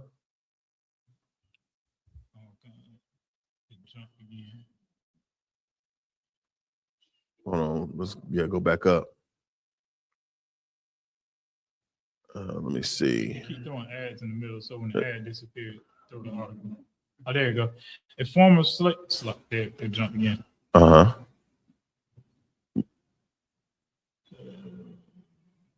former slave known as Sister Harrison said in an interview in 1937, Harriet Jacobs wrote a particularly detailed account in the Slave's New Year Day chapter of her 1861 autobiography, Incidents in the Life of a Slave Girl.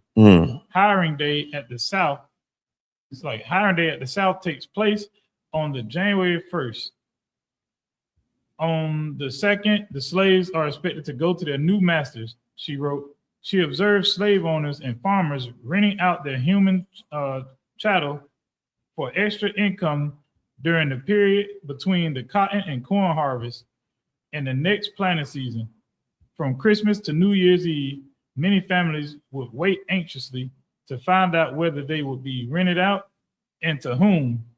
On New Year's Day, at the appointed hour, the grounds are thronged with men, women, and children waiting like criminals to hear their doom pronounced, Jacob wrote.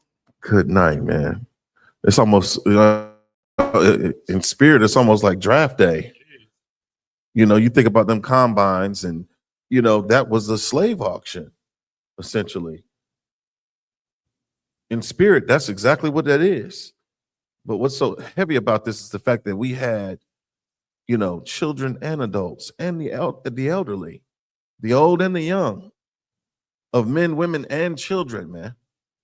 I read something that I thought was crazy. There's a phrase, if you could walk, you could work. If you could walk, you could work. And we all seen that image of that toddler in the cotton field.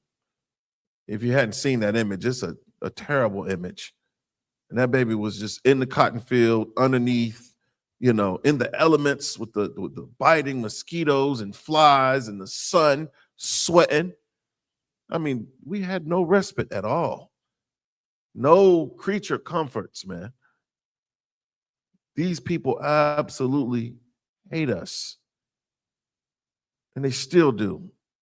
It's a perpetual hatred they have against us, man. I got to come out from underneath that oppression.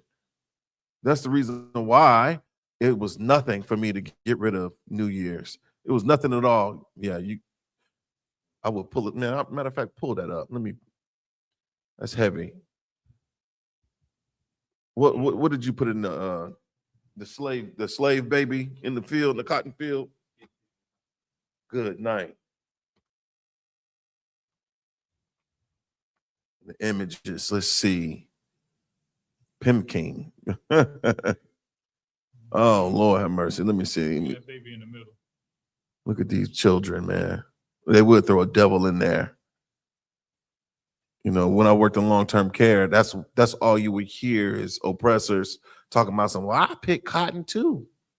Yeah, but your damn daddy owned the field. He owned the farm. And you knew exactly who you were. Why did I have to get your father's last name? Like we came.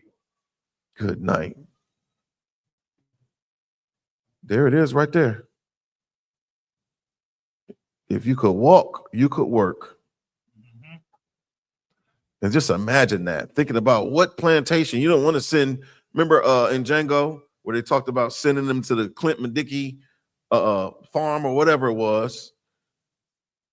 Don't think that we didn't know, as far as the oppressors, which ones had horrible reputations.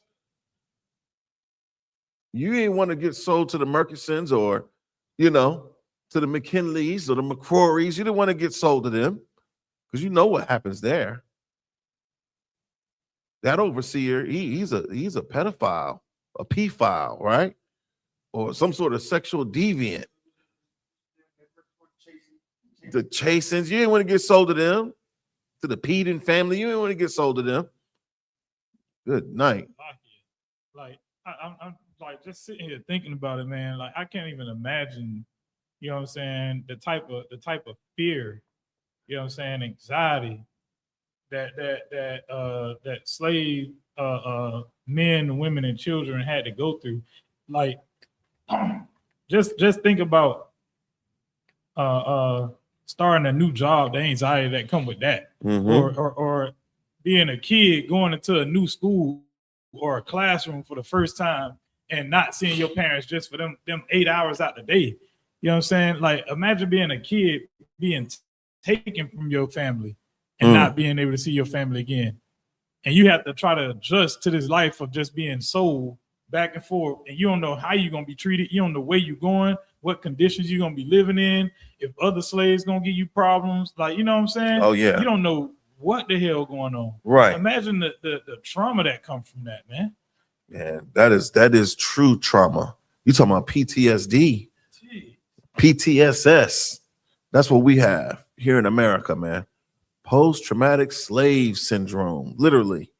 Right. Our DNA carries markers, genetic markers, man, of that trauma that our ancestors experienced at the hands of our oppressors. I mean, let that sizzle in your tank. Keep reading. Let's wrap this article up. Salakia. One of these fateful days, Jacob saw a mother lead 7 children to the auction block. Oh man. She knew that some of them would be taken from her, but they took all. That right there. You think about the mother and the 7 sons. Right. And watching them get unalived. Yeah. What's worse? What will be worse? Witnessing your children get unalived before you, or them getting sold off into obscurity, sold off into this great mystery. This you don't know where they're going, or what's going to happen to them. I don't know, man. I don't know if I'd much rather choose death. Yeah. Than that to be my existence. That is hell. That's hellfire. Keep reading. It's like the slave trader who took the children wouldn't tell her where he was taking them because it depended on where he could get the highest price. It's always about money with them. We sold to the highest bidder, man. Where's the humanity in that? All she wanted to know was where the babies was going. Where are you sending my baby to? But that's all contingent to your bottom dollar. Keep reading. Jacob said she would never forget the mother crying out, "Gone, all gone. Why don't God kill me?" She preferred death. Yeah. Enslaved people who attempted to resist going to their new masters were whipped and thrown in jail until they relented and promised not to run away during the new arrangement. What is that, drapetomania? Is that condition that we were diagnosed with because we had an affinity to run away? Any human being that's put in those hellish conditions would do the same. Go ahead, brother. Salakian.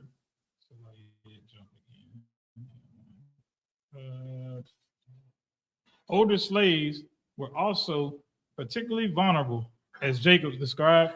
One owner trying to hire out a frail, roughly 70-year-old woman because he was moving away. Yeah. Go down to Deuteronomy 28:49. Let's go there. Deuteronomy 28, 49. This is the book of Deuteronomy, chapter 28, verse Go to 49. 48. Verse 48. Therefore, thou shalt thou serve thine enemies, which the Lord shall send against thee, in hunger, and in thirst, and in nakedness, and in want of all things. And he shall put a yoke of iron upon thy neck until he have destroyed thee. That was our condition in slavery, in bondage. For one of all things, we had to depend upon the slave master for everything: food, clothing, shelter. This was a curse. That yoke of iron, we all seen it. You heard the song Jingle Bells? That was written about that slave that had the yoke of iron with the bells attached to it because he had drapetomania. He ran away. To keep him from running away, they put that yoke of iron around his neck, around his head. That's a burden, man. And that brother was destroyed. Can you imagine that? I couldn't imagine it. But that's our real history, man. All right, keep reading. Go ahead, brother. So like I was gonna say, you know what I'm saying? Like he said the yoke of iron, you know what I'm saying? Christ has said that, you know, that his yoke and it's like that his yoke was light. I mean his burden was light. So like, you know what I'm saying? And like it's just crazy to me because that yoke is representative of that burden. Right. You know what I'm saying? And he was saying that it was a light thing to follow after him. You know what I'm saying? The scriptures say this devil put a yoke of iron. You know what I'm saying? My yoke is easy and my burden is light. That's what he said. Right. You know what I'm saying? But the scriptures say this devil put a yoke of iron around your neck, man. You understand? It's hardship. Like you will never get from up under this burden. You're gonna always feel the weight of this thing bearing down on you. You know what I'm saying? So lucky. Oh, damn right. You're absolutely right. Forever, right? Keep reading. Verse 49. Verse 49. The Lord shall bring a nation against thee from far. We talked about a nation earlier, a family, right? This particular family came from afar. Where did they come from? Where did our oppressors come from? They came from Europe. They came from the Caucasus, you know, the Caucasus Mountains of what? Russia, Georgia, man. They came from Poland. They came from Germany. They came from France. That's from afar. They came from Spain. They came from Portugal. Keep reading. From the end of the earth, as swift as the eagle flieth, a nation whose tongue thou shalt not understand. Man, they with their quickness, they came over here and oppressed us, put us in chains. Right. As swift as the eagle flieth. That is the standard to mostly all of them European nations. They have that standard on their flag. Who's the flag? You know, when you think of the bird of America, it's a bird of prey. It is the eagle, the bald eagle. And they came down on us with the swiftness, with swift destruction, man. And we didn't understand that language. We all seen Roots. We all seen when Kunta Kinte got Kunta Kinte whipped out of him. Right. It was no longer Kunta, it was Toby. Yeah. That really happened. Keep reading. Verse 50. Verse 50. A nation of fierce countenance. Of what? A nation of fierce countenance. Right. Which shall not regard the person of the old, nor shew favor to the young. And a nation of fierce countenance. This nation, you know, and that's a psyop that they're pulling on you when they want you to be merry. And they tell you to get in the Christmas spirit. You talk about oppression, making the wise man mad.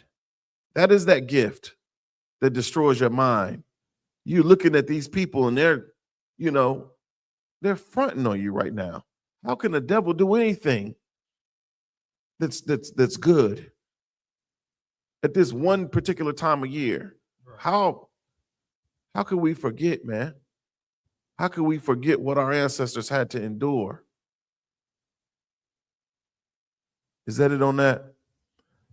Drop that. Let's go. Let's finish this article. But the history of New Year's Day and American slavery is not all horror. The holiday was also associated with freedom. The federal ban on the transatlantic slave trade went in effect on New Year's Day in 1808. The African American communities did celebrate, but the festivities were short lived. Different slave trade abolition commemorations, took place between 1808 and 1831, but they died out because the domestic slave trade was so vigorous, says McCrossan. The risk of violence was also too great. For example, on New Year's Eve in 1827, in New York City, a white mob attacked African American congregants and vandalized their church.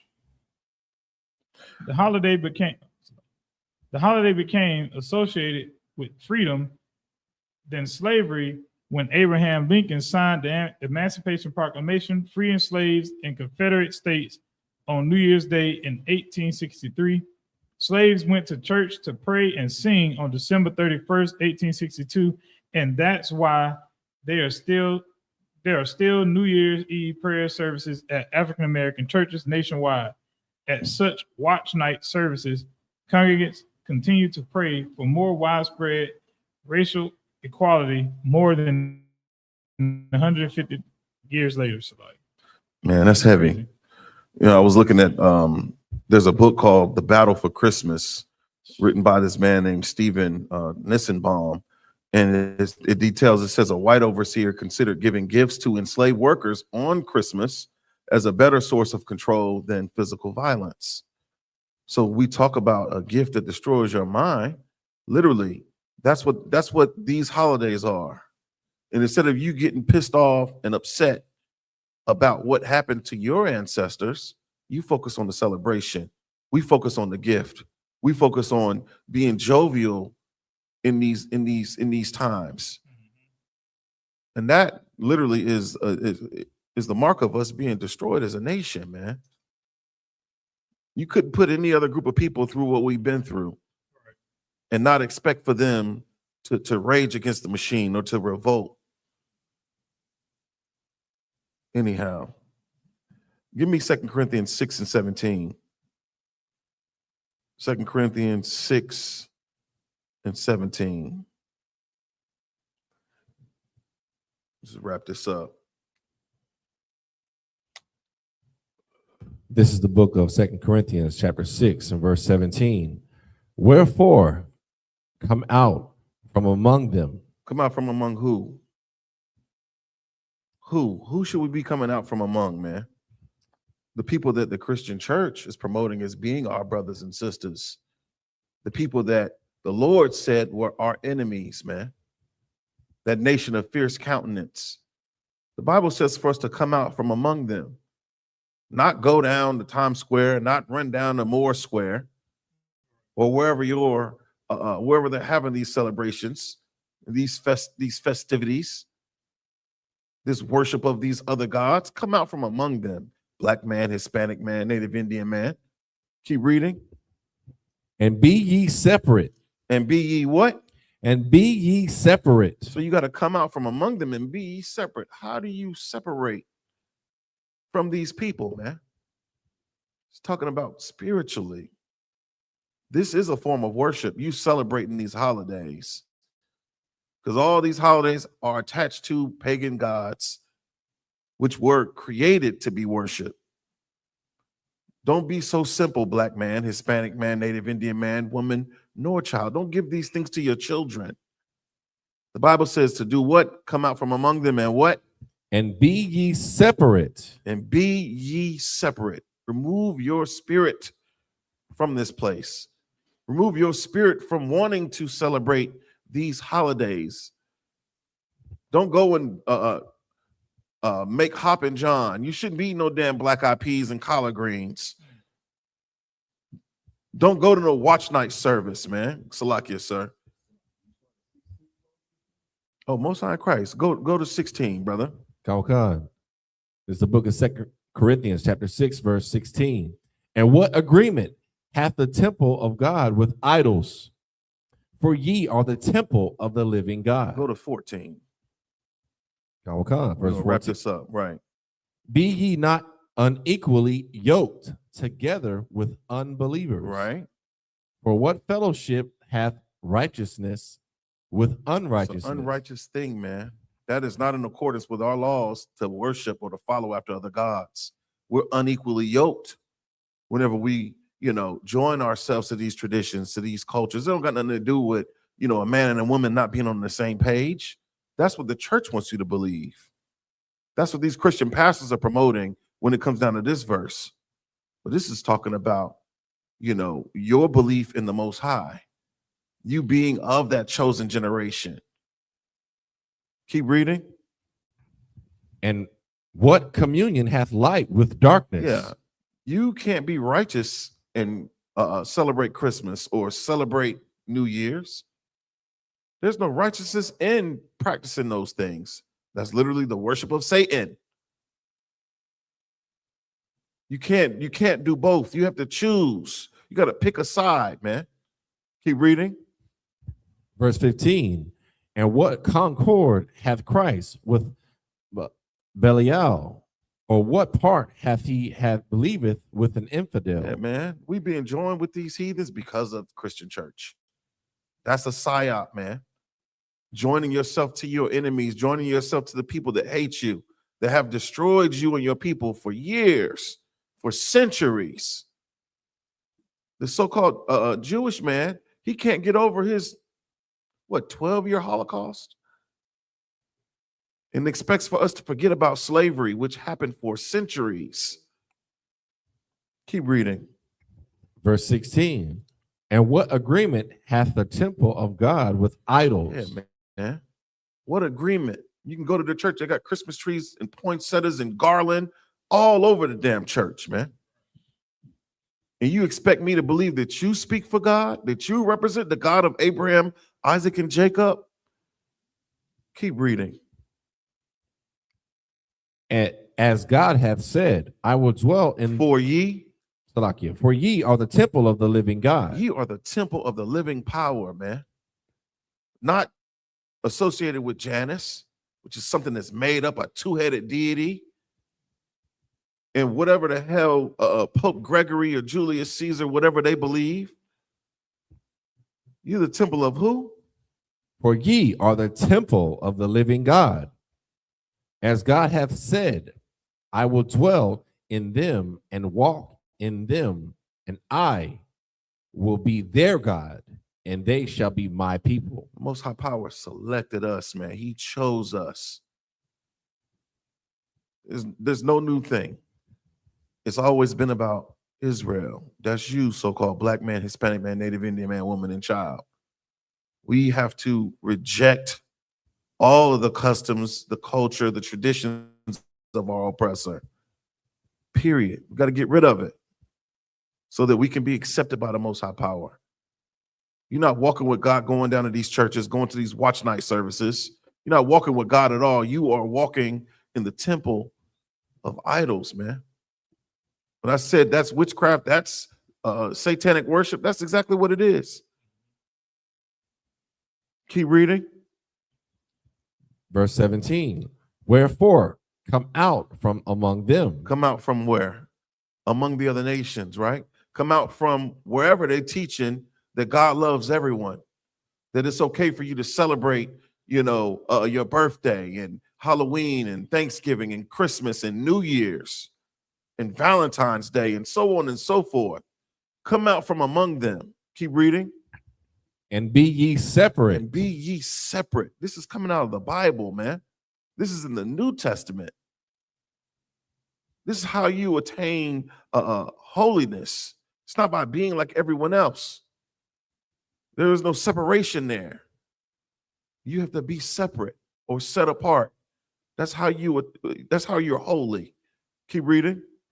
Saith the Lord. This is what the Most High Power says. Keep reading. And touch not the unclean thing, and I will receive you. We mean touch not the unclean thing. These holidays are unclean. we should have no business at all touching these things, man, in spirit or in truth, man. This is how we're going to be received by the Most High Power. All right. That's my time. I'm Priest and Officer Bankayel, coming out of Fayetteville, North Carolina. It's the Israelite School, Universal Practical Knowledge, started out of 1 West, 125th Street, Harlem, New York, under Commanding General YAHANNA. The I.S.U.P.K, we're not affiliated with any Israelite group, man. No church, no nothing. We stand alone. If you're not in the I.S.U.P.K, under Commanding General YAHANNA, you're not in the truth. I'm going to pass the class off to Priest and Officer Quadam Ban Yahawada to read the security announcements, man. Clap it up. Security announcement.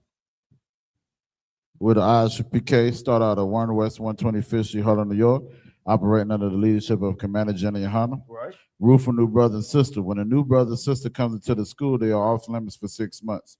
They are to be saluted only. They are here to share themselves of the world. If they need transportation, the teacher will arrange it.